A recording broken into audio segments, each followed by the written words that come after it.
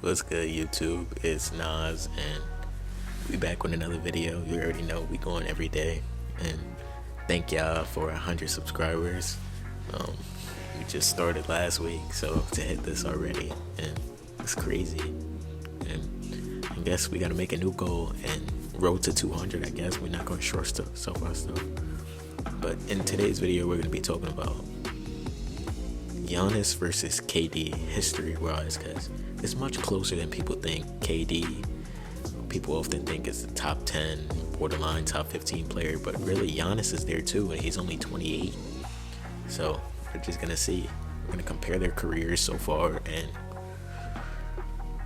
it's up to y'all to make a decision on who do y'all feel is better. But starting off with, starting off with KD. We're gonna start with the younger guy.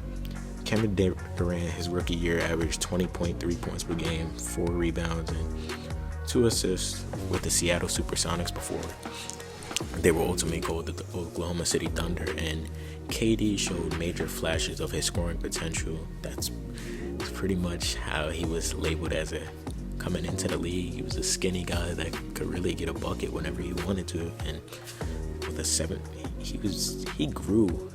I believe in his rookie year he was like 6'9", and somehow he ended up to be 6'11", 7 foot. I would call him 7 foot in his career, but he won Rookie of the Year this season. And in 2008-2009, he followed up his rookie year, averaging 25 points per game, 6 rebounds, and 2 assists. And KD, he showed those flashes from his rookie season. He showed the potential. He was the second overall pick for a reason. And if the West wasn't as loaded as it was there during those times, he could have been an all-star his second year. Obviously, he wasn't, but that's just how it goes. And then his third year, when he made his first all-star appearance, he averaged 30 points per game, 7 rebounds, and 2 assists. And he really started to establish himself as one of the best players in the league. As like a 21-year-old, he was really on top of the game. Or if you want to debate, in my opinion, during his third season, he was really fighting for the second best small forward position. Obviously, LeBron was right there, and you couldn't pass LeBron during these times, but KD was sure making it tough for him. And the next season, he followed it up with a 2010-2011 season. He averaged 27 points per game, 27.5 points per game, basically 7 rebounds, and basically 3 assists. And this is when the young core, a young big three, really didn't establish themselves around the league yet. And I believe they were bounced out in the second round, if I'm not mistaken. But they ultimately made the finals the next season when he averaged 28 points per game, 8 rebounds, and 3.5 assists. And this came with the emergence of Russell Westbrook and obviously the 6th man of the year and James Harden coming off the bench. And they made it sure, it wasn't really a long series against the Miami Heat, but they made it tough in the first couple games. And Kevin Durant, he did the too small to D-Wade, and he just showed why he was one of the best players in the league at that time. And in the 2012-2013 season, he averaged 28 points per game, 8 rebounds, and 4.5 assists. And they didn't go far this season. They're dealing with James Harden leaving for the Houston Rockets in the offseason, and Russell Westbrook getting injured from Patrick Beverley running into his knee. And Kevin Durant had to face a very tough Memphis Grizzlies team, and he couldn't get it done by himself with no help at all. And then the 2013-14 season, which was his first MVP season, he averaged 32 points per game and 7.5 rebounds and 5.5 assists. And really, Kevin Durant was on a mission by himself. I don't think they made the playoffs. I think they were the 9th seed, if I'm not mistaken. But Kevin Durant really had to put a trash-ass Oklahoma City Thunder team without his second star, with really just Serge Ibaka. He was playing with Kendrick Perkins. You could go watch Kendrick Perkins highlights on the Thunder. There was not many, but he really got it done. He did everything he had to. He averaged 32 points per game, and my opinion, he was really the best small forward in basketball this season, even though LeBron will obviously try to. It was really a one-on-one between KD and LeBron once he really emerged himself as obviously one of the most skilled players. The 2014-15 season, his season was cut short, but he averaged 25 points per game, 6.5 rebounds, and 4 assists. And I think he tore his meniscus or some shit like that, but he only played 27 games, and Russell Westbrook really had to carry that team.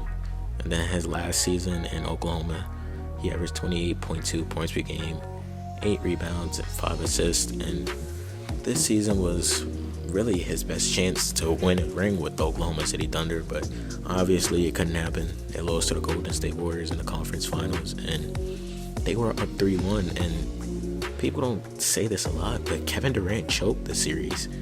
If Kevin Durant played how Kevin Durant was supposed to be playing, they would have won. They would have 1-5, 1-6. But obviously that didn't happen. But he joined the team, which got me upset. I'm not even thinking about it because I was little at that time.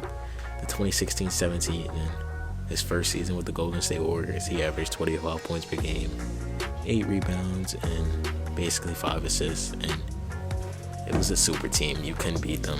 Obviously, they went against the Cavs in the finals, and he got his first ring, his first finals MVP. In the 2017-18 season, he averaged 26 points per game, basically 7 rebounds and 5.5 assists. And Kevin Durant was the best player on the Warriors during this time.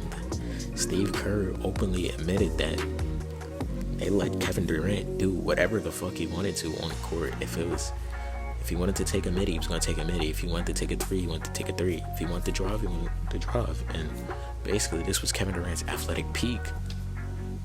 And obviously, they went back to back there.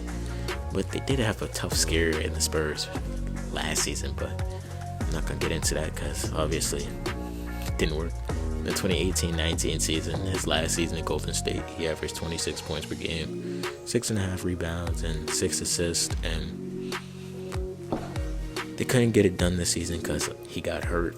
He tried to come back on a messed up quad and ultimately ended up tearing his meniscus. And this was the last time Kevin Durant was actually athletic KD. If we go back to the highlights, you see how athletic, how smooth he was moving. Now he's still smooth, but he's not as athletic as he once was. Obviously, you're not going to always come back the same from these meniscus injuries. But his first real season, he came back in 2020-2021 season. He missed a year. He averaged basically 27 points per game, 7 rebounds, and 5.5 assists. And Kevin Durant came back better than ever. People didn't know how to feel about Kevin Durant coming back. Was he gonna be the same player or not? And Kevin Durant really made something out of nothing. Remember, he's a 7-footer with a jumper, so 7-footer gets to his spots whenever he wants to. And the Nets obviously lost this season. They lost this season because obviously his foot was on the line, and what can you do when your toe is just too big? And this, in my opinion, the Nets could have won the championship if only his feet weren't too big. In the 2021-2022 season, he averaged 30 points per game, 7.5 rebounds, and 6.5 assists. And KD really carried the Nets this season. This was probably one of the best we've ever seen Kevin Durant. He was smoothing into his shots. He was looking like his old defensive self, if that makes sense. And he was just overall the best player, the top 3 best player in basketball at the time, in my opinion. But obviously they lost to the Boston Celtics the next year. They came back with a vengeance, and they got swept by the Celtics. And his last, basically a combined year at Brooklyn and Phoenix.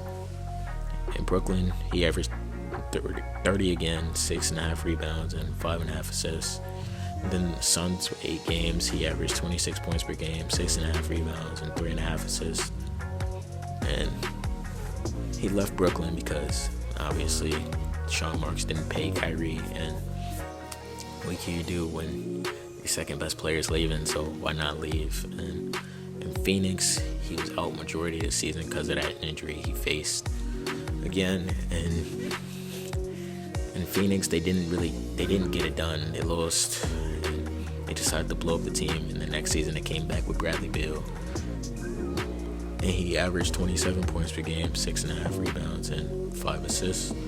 And we all know that's when they lost to Anthony Edwards. Anthony Edwards completely obliterated that team, and there was no stopping him.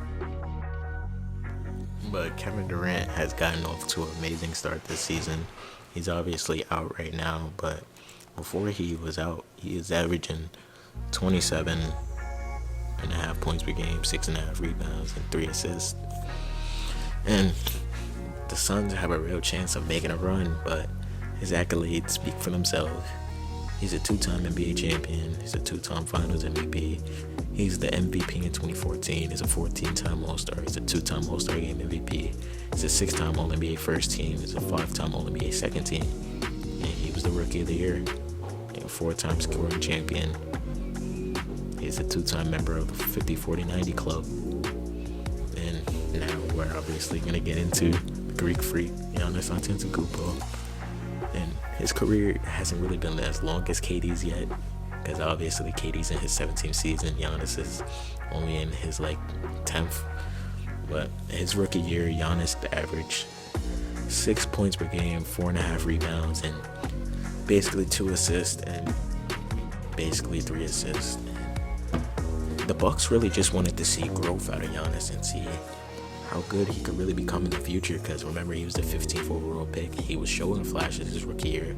This season, he really showed more flashes, and we obviously know the player Giannis became in the 2015-16 season, his 3rd season. He averaged 17 points per game, 7.5 rebounds, and 4 assists. And Giannis was really becoming a young staple to the Bucks team. It was still Jabari Parker's team at the moment, but Giannis looked like a potential duo partner with Jabari. And the next season is when he broke out and he won the Most Improved Player, averaging 27 points per game. His 2016 season, 16-17 season, he averaged 22.9 points per game, basically 9 rebounds and 5.5 assists. And this was Giannis' first All-Star appearance, and this is when the world knew about Giannis. And this Giannis was really dominant. He was dunking basically everything. He wasn't as strong built as he is now, but Giannis was still dunking on niggas. He was doing whatever he wanted on the court. But his next season, he followed that up even better with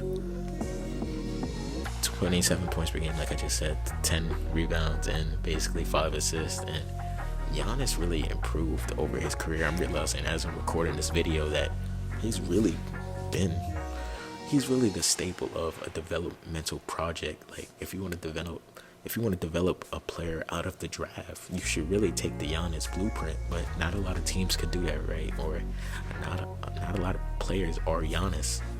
But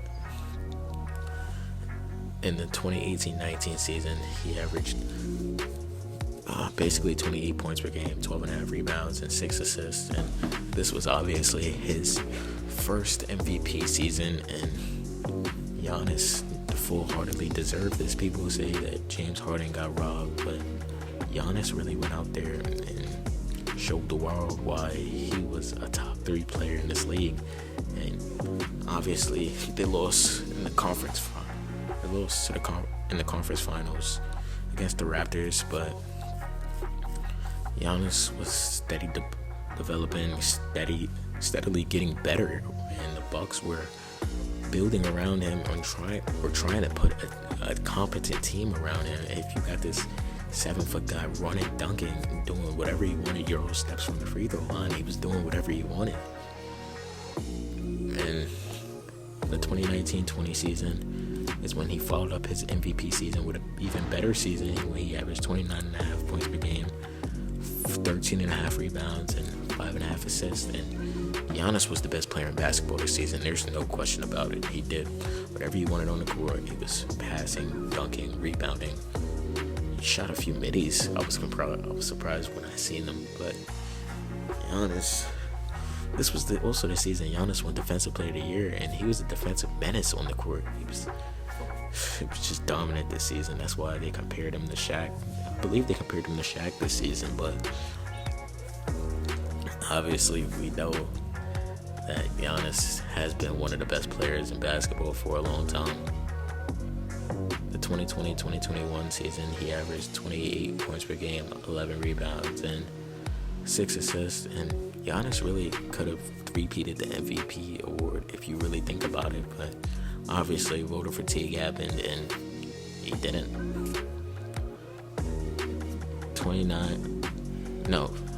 I'm forgetting one major key in this season. He won his first ring, which not a lot of people discredit him for winning this ring because he stepped on Kyrie's foot, obviously, and KD obviously was 1 foot away from beating them, but Giannis was dominant in the finals. He dropped 50 points in an elimination game. We all know when he went to Chick-fil-A and ordered 50 nuggets, and Giannis really stapled himself as an all-time great, I feel like, once he got this first ring, because people was talking about how he didn't win yet, and when he was really only 26 years old, he can only grow from there. But in the 2022-2023 season, the 2021-2022 season, he averaged basically 30 points, 11.5 rebounds, and 5.8 assists. And obviously they didn't get it done this season. I believe he got injured, if I remember correctly, but he followed up his championship averaging 30 and 11. These are stats that are really haven't been seen before since Shaq, or let me not say that because Jokic basically puts up the same numbers, but in a dominant fashion as Giannis does, it really hasn't been done since Shaq. And Giannis is one of the most dominant players in NBA history. In the 2022-2023 season, he averaged 31 points per game, basically 12 rebounds and 5.5 assists, and he got hurt this season. He's been hurt in the playoffs a lot recently, but there's nothing too much more to say about that. 2023-2024 season, he averaged 30.5 rebounds, 30.4 points per game, 11.5 rebounds, and 6.5 assists.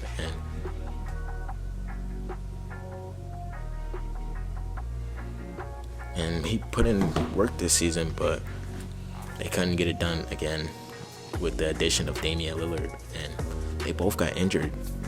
Nobody talks about how Giannis and Dame got injured. That's why they lost their Pacers. People just say that the Bucks choked, but they didn't.